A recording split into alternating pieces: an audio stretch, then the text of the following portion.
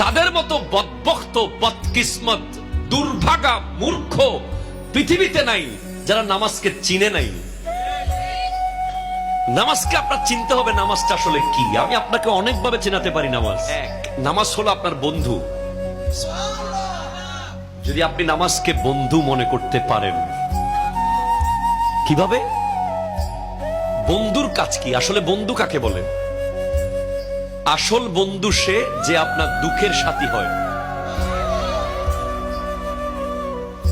সুখের দিনে যে আপনার পাশে আছে, দুঃখের সময় যে নাই, তাকে কি আসলে বন্ধু বলা যায়?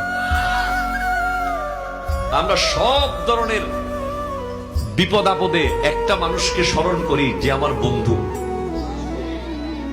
আল্লাহ রাসূলের কাছে, আল্লাহর কাছে ফরিয়াদ করি, আল্লাহ রাসূলের কাছে দোয়া চাই, বাবা মাকে বলি, কিন্তু তারপরেও একটা